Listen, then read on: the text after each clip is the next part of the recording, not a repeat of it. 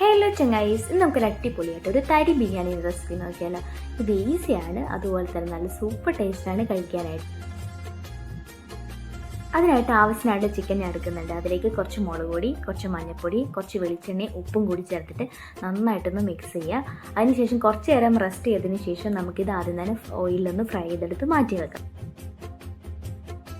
Chicken വറുത്ത അതേ എണ്ണയിൽ തന്നെ ഒരു സവോള കൂടി ഞാൻ സ്ലൈസ് ചെയ്ത് ഞാനിത് ഫ്രൈ ചെയ്തെടുക്കുന്നുണ്ട്. പിന്നെ നമ്മൾ ഇതിലേക്ക് വേണ്ടുന്ന യൂസ് ചെയ്യുന്ന അരിയല്ല നമ്മൾ ബിരിയാണിക്ക് യൂസ് ചെയ്യുന്ന റവയാണ് കേട്ടോ. അപ്പോൾ 2 കപ്പ് റവ ഞാൻ എടുത്തിട്ടുണ്ട്. അതിലേക്ക് 1 ടീസ്പൂൺ നെയ്യും കൂടി ചേർത്തിട്ട് നമ്മൾ ഉപ്മാവിനൊക്കെ വറക്കില്ല റവ, അതുപോലെ നന്നായിട്ടൊന്ന് വറുത്തിട്ട് വേറൊരു പാത്രത്തിലേക്ക് തണുക്കാനായിട്ട് മാറ്റി. അടുത്തായിട്ട് നമ്മൾ ഏത് പാത്രത്തിലാണ് ബിരിയാണി ആക്കുന്നത് അതേ പാത്രത്തിൽ ചിക്കൻ വറുത്ത എണ്ണ എടുക്കുന്നുണ്ട്. എല്ലാ സ്പൈസസും ചേർത്തിട്ടുണ്ട്.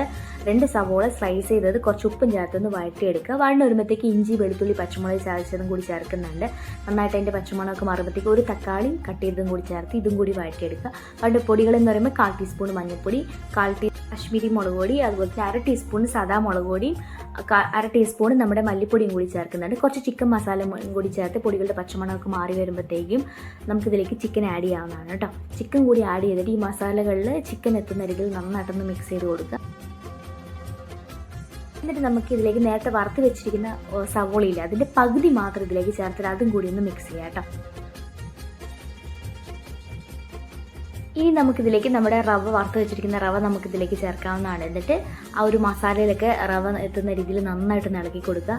അതുപോലെ തന്നെ ഈ ഒരു സമയത്ത് ആവശ്യമായിട്ടുള്ള വെള്ളവും അതുപോലെ തന്നെ ഉപ്പും കൂടി നമുക്കിതിലേക്ക് ചേർക്കാവുന്നതാണ് കേട്ടോ. അപ്പം നമ്മൾ എത്രയാണോ റവ എടുത്തിരിക്കുക, എത്ര ഗ്ലാസ് റവയാണോ എടുത്തിരിക്കുന്നത് അതിനനുസരിച്ച് അതേ ഗ്ലാസ്സിൽ തന്നെ ഇപ്പോൾ 2 ഗ്ലാസ് റവയാണ് എടുക്കുന്നതെങ്കിൽ 2 ഗ്ലാസ് വെള്ളം കൂടി ചേർക്കുക കേട്ടോ. അതാണ് ഇതിൻ്റെ ഒരു കണക്കെന്ന് പറയുന്നത്. അതുപോലെ നമ്മൾ നേരത്തെ വറുത്ത് വെച്ചിരിക്കുന്ന ബാക്കിയുള്ള സവോള കൂടി ഈ ഒരു സമയത്തേക്ക് ഇതിലേക്ക് ചേർത്തിട്ട് നന്നായിട്ടൊന്ന് മിക്സ് ചെയ്ത് കൊടുക്കുക.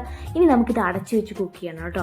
അപ്പോൾ ഒരുപാട് നേരമല്ല, ഏറ്റവും ലോ ഫ്ലെയിമിൽ ഇട്ടിട്ട് അടച്ച് വെച്ച്, അതുപോലെ ഇടയ്ക്ക് ഇതൊന്ന് ഇളക്കി കൊടുക്കണം കേട്ടോ, ഇല്ലെങ്കിൽ അടുക്കി പിടിക്കാൻ സാധ്യതയുണ്ട്. അതുപോലെ കുറച്ച് അണ്ടിപ്പരിപ്പ് മുന്തിരിങ്ങയൊക്കെ വേണമെങ്കിൽ നമുക്ക് വറുത്തിടാവുന്നതാണ്. ഇപ്പോൾ ഞാൻ മുന്തിരിങ്ങ മാത്രമേ എടുക്കുന്നുള്ളൂ കേട്ടോ. അപ്പോൾ അതാ നല്ല അടിപൊളിയായിട്ട് നമുക്ക് നമ്മുടെ ബിരിയാണി കിട്ടിയിട്ടുണ്ട്. എല്ലാം നല്ല തരി പോലെ നല്ല വിട്ടാണ് നമുക്ക് കിട്ടുന്നത്. ഇതാണ് ഇതിൻ്റെ ഒരു പരുവെന്ന് പറയുന്നത് കേട്ടോ. ഇനി നമുക്കിതിലേക്ക് മുകളിലേക്കായിട്ട് കുറച്ച് മുന്തിരിങ്ങ ഞാൻ ചേർക്കുന്നുണ്ട്. അതുപോലെ തന്നെ 1 ടീസ്പൂൺ നെയ്യ് കൂടി ചേർക്കുന്നുണ്ട്. ഇത് നിർബന്ധമായിട്ടും ചേർക്കാതെ സ്കിപ്പ് ചെയ്യാണ്ടിരിക്കുക. എന്നിട്ട് നന്നായിട്ടൊന്ന് മിക്സ് ചെയ്തെടുത്ത് കഴിഞ്ഞാൽ അടിപൊളി തരി ബിരിയാണി തയ്യാറാണ് കേട്ടോ.